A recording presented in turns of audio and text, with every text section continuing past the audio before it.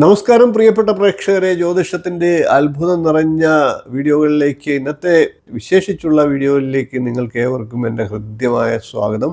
ഇത് നിങ്ങളുടെ സ്വന്തം ഋഷിപ്രോക്തം ചാനൽ. ഭാരതീയമായിട്ടുള്ള എല്ലാ അറിവുകളും ഈ ചാനലിലൂടെ നിങ്ങൾക്കായിട്ട് പരിചയപ്പെടുത്തുന്നുണ്ട്. ഇന്ന് നാം പരിചയപ്പെടാൻ പോകുന്നത് പാശ്ചാത്യ ജ്യോതിഷപ്രകാരമുള്ള ഒരു വിഷയമാണ്. മേടം മുതൽ വൃശ്ചികം വരെയുള്ള രാശിക്കാരുടെ സമ്പൂർണ്ണ സ്വഭാവ സവിശേഷതകൾ പാശ്ചാത്യ ജ്യോതിഷത്തെ അടിസ്ഥാനമാക്കി പറഞ്ഞു കഴിഞ്ഞു. ഇന്ന് അതിന്റെ തുടർച്ചയായിട്ട് നമുക്ക് ധനുരാശിക്കാരുടെ സമ്പൂർണ്ണ സ്വഭാവ സവിശേഷതകൾ പറയാം. ധനുരാശി എന്നത് രാശിചക്രത്തിലെ 9ാമത്തെ രാശിയാണ്. സ്വതന്ത്ര ചിന്തയും ധൈര്യവും തുറന്ന മനസ്സും കൊണ്ട് ശ്രദ്ധേയമായ ഈ രാശിയുടെ സ്വഭാവ സവിശേഷതകളിലേക്ക് നമുക്ക് ഒന്നിച്ച് യാത്ര ചെയ്യാം.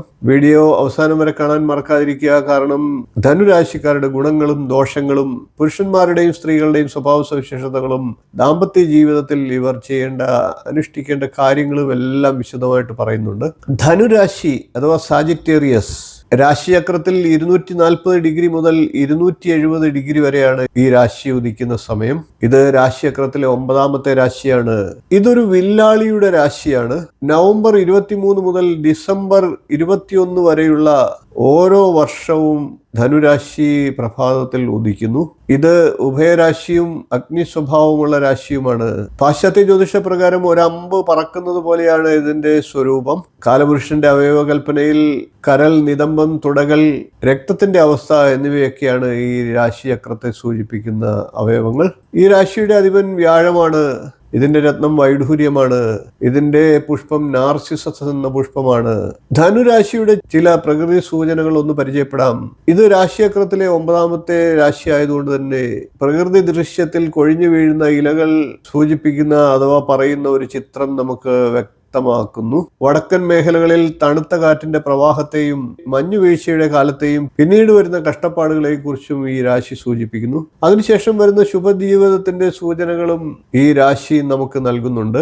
നമുക്ക് ധനുരാശിയുടെ സ്വഭാവ ഗുണങ്ങൾ ഒന്ന് പരിശോധിക്കാം. ഗുണവശപ്രകാരം ഒന്ന് പരിശോധിച്ചാൽ ഈ രാശികൾ സൂചിപ്പിക്കുന്നത് തുറന്ന ഹൃദയം, ഔദാര്യം, സൃഷ്ടിപരമായിട്ടുള്ള ഉദ്ദേശ ലക്ഷ്യങ്ങൾ, ഫലേച്ഛ കൂടാതെയുള്ള പ്രവർത്തനം എന്നിവയാണ്. കൂടാതെ സ്വന്തം സുഖാനുഭവങ്ങൾ മറ്റുള്ളവരുമായി പങ്കിടാൻ അതിയായ മനസ്ഥിതി, ഇവയൊക്കെ ഈ രാശിക്കാർ പ്രകടമാക്കാറുണ്ട്. ഇനി നമുക്ക് നിഷേധാത്മക സ്വഭാവത്തിലൂടെ ഈ രാശിക്കാരെ ഒന്ന് പരിചയപ്പെടാം. നിഷേധാത്മക സ്വഭാവത്തിൽ പറഞ്ഞു കഴിഞ്ഞാൽ ഈ രാശിക്കാർ ചില പ്രത്യേകതകളെ പാലിക്കുന്നവരാണ്. ഇവർ പൂഴ്ത്തിവയ്പ്പുകാരാകാം, അങ്ങേയറ്റം സ്വാർത്ഥത കണക്കാക്കാം, വീണ്ടും വിചാരമില്ലാതെ ചിലപ്പോഴെങ്കിലും പ്രവർത്തിക്കാം.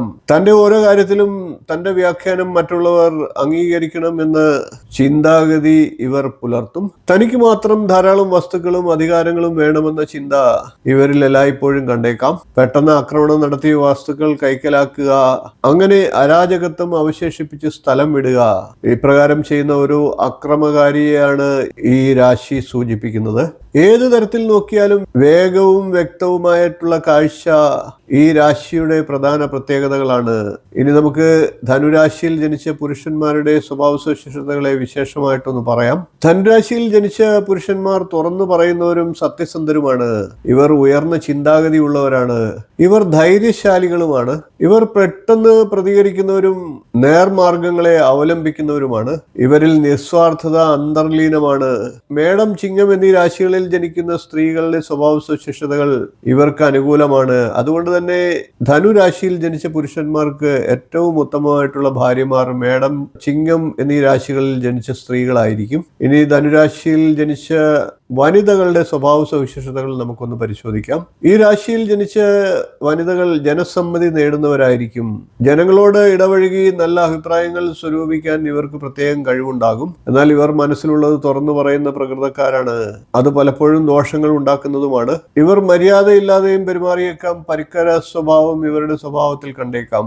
ഇതും ചിലപ്പോൾ പ്രശ്നങ്ങൾ ഉണ്ടാക്കിയേക്കാം. അതുകൊണ്ട് തന്നെ ധനുരാശിയിൽ ജനിച്ച സ്ത്രീകളുടെ ഭർത്താക്കന്മാർ ഈ കാര്യങ്ങളൊക്കെ ഒന്ന് ശ്രദ്ധിക്കേണ്ടതാണ്. ഈ രാശിയിൽപ്പെട്ട വനിതകൾ പെട്ടെന്ന് ക്ഷോഭിക്കുന്നവരും ഞരമ്പുകൾ പിരിമുറുക്കത്തിലാകുന്നവരും അതിലോലരുമായിരിക്കും. അതുകൊണ്ട് തന്നെ അവരുടെ വികാരങ്ങൾ പെട്ടെന്ന് വ്രണപ്പെടാം. ചിലപ്പോഴെങ്കിലും അവരുടെ പെട്ടെന്നുള്ള പ്രതികരണം അവർക്ക് തന്നെ ദോഷകരമായി വർത്തിക്കാം. ഒരു കാര്യം പ്രായപൂർത്തിയാകുന്നതിന് മുമ്പ് ഇവർ വേണ്ടെന്ന് വെക്കുന്ന സ്വഭാവവും കണ്ടേക്കാം. ഇവരുടെ ഭർത്താക്കന്മാർ ഇവരെ ക്ഷമയും ദൃഢതയും പഠിപ്പിക്കേണ്ടതാണ്. അത് സ്വയം പുലർത്തേണ്ടതുമാണ്. അതിന്റെ അർത്ഥം ഇവരെ കൊണ്ട് അത്യധ്വാനം ചെയ്യിക്കണമെന്നല്ല. ഇവർ ജന്മനാ പ്രചോദനമുള്ളവരാണ്. ഈ പ്രചോദനം നല്ല കാര്യങ്ങൾക്ക് വേണ്ടി ആകണമെന്ന് ഭർത്താക്കന്മാർ ഇവരെ ഉദ്ബോധിപ്പിക്കേണ്ടതാണ്. മേടം, ചിങ്ങം എന്നീ രാശിയിൽ ജനിച്ച പുരുഷന്മാർ ഇവർക്ക് നല്ല ഭർത്താക്കന്മാരാണ്, ഇവർക്ക് അനുയോജ്യരാണ്. പ്രിയപ്പെട്ട പ്രേക്ഷകരെ, ധനുരാശിയുടെ ഗുണങ്ങളും സ്വഭാവങ്ങളും ജീവിത ദർശനവും പാശ്ചാത്യ ജ്യോതിഷ പ്രകാരം വിശകലനം ചെയ്ത വീഡിയോ ആണ് നിങ്ങൾ കണ്ടത്. ഇത് നിങ്ങളെ സഹായിക്കുമെന്ന് വിശ്വസിക്കുന്നു. വീഡിയോ ഇഷ്ടമായെങ്കിൽ ഒന്ന് ലൈക്ക് ചെയ്യാൻ മറക്കാതിരിക്കുക. വീഡിയോ ഒന്ന് ഷെയർ ചെയ്ത് മറ്റുള്ളവർക്കും ഈ അറിവ് നൽകാൻ ശ്രമിക്കുക. ഋഷിപ്രോക്തം എന്ന നിങ്ങളുടെ ഈ ചാനൽ ഇതുവരെ സബ്സ്ക്രൈബ് ചെയ്തിട്ടില്ല എങ്കിൽ ഒന്ന് സബ്സ്ക്രൈബ് ചെയ്യുക. നോട്ടിഫിക്കേഷൻ ബെൽ ബട്ടൺ ഓൾ എന്ന് എനേബിൾ ചെയ്യുക. നിങ്ങളുടെ അഭിപ്രായങ്ങൾ കമൻ്റായിട്ട് അറിയിക്കുക. നിങ്ങളുടെ രാശി ഏതാണെന്ന് കൂടി കമൻ്റായിട്ട് അറിയിക്കുക. അടുത്ത വീഡിയോയിൽ നമുക്ക് വീണ്ടും കാണാം. നന്ദി, നമസ്കാരം, ശുഭദിനം.